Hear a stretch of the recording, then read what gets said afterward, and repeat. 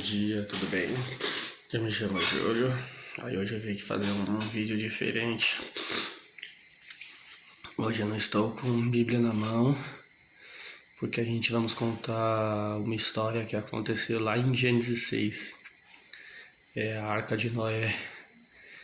Nós podemos nos perguntar, mas o dilúvio ele é contado só na Bíblia? Eu estava estudando arqueologia e historiologia bíblica, aí eu vi algum relato que outros povos também eles contam a história da Arca de Noé. Que já também aconteceu com eles, assim. Nossa, me pergunta se eu acredito no que a Bíblia diz, né? Se os outros povos não estão na Bíblia, eu não é que vamos ignorar, né? Mas não é bom, né, a gente ficar indo na igreja e contar essas histórias. Mas como aqui é um vídeo de conhecimento, então a gente vai passar alguns povos, né? Os índios americanos, os papagaios, os que ficam lá em Aloquins, lá no nordeste do continente americano, eles contam uma história que um povoado, eles pegaram uma jangada. Quando começou a chover, Deus falou com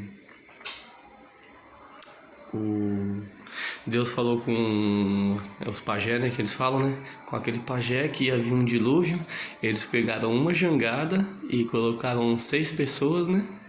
E alguns animais, e quando veio o dilúvio, ele e suas famílias se salvaram.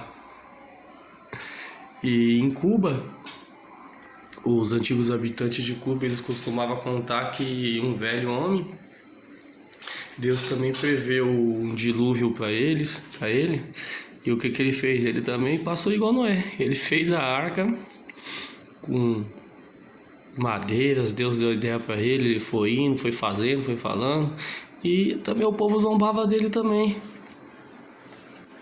Só que esse aqui foi um pouco diferente, porque Deus falou para entrar só ele e a sua família, e ele escolheu muitos animais. Os animais não foram entrando por vontade própria, ele foi caçando e colocando os animais. Então, e ele foi soltando os animais também, conforme ele sabe que o corvo não voltou, porque o corvo se alimentou de animais mortos. Aí depois ele soltou uma ave, também eles não falam se é pombo ou não, e ela voltou com um galho verde. Aí por isso que em Cuba eles contam essa história também. Os persas tinha uma tradição que dizia no mundo o príncipe foi correspondida por o deus Arimã. É o príncipe das trevas. Ele achou necessário cobrir a terra com dilúvio para levar todas as impurezas da chuva da terra. A chuva ia levar todas as impurezas. E então Arimã, que ele era o príncipe das trevas, começou a cair com gotas e gotas, mas gotas de cabeças de gado, né? As gotas, elas tinham forma de cabeça de gado. E um homem acima da terra, e todas as criaturas da terra foram destruídas por Arimã. Arimã, então, ele era o deus das trevas, e eles acreditam que o deus das trevas que destruiu a terra. Só que os persas não contam nenhum relato que alguém pegou barco, que alguém salvou os animais. Os persas, eles contam que Arimã, ele mandou chuvas com cabeças de gados. Agora também tem os caldeus, os berútios do sudeste, o caldeu contemporâneo. Ali eles foram contemporâneos de Alexandre o Grande. Ele também contou a história que, na tradição dos caldeus, os reinado dos Xisutos, o 10º rei da Babilônia, O grande dilúvio ele foi Deus Cronos. Apareceu num sonho para o rei e advertiu que no 15º dia ia ter um dilúvio. Só que aí Chutos, ele teve outra visão também parecida com a de Noé. Ele mandou colocar só os amigos mais próximos, ele não mandou colocar a família. Ele mandou pegar só a esposa e os amigos mais próximos, e também não foi os animais entrando, né? Igual Noé. Deus deu a ordem, os animais foram entrando ali bonitinho, assim. Só ele foi caçar os animais.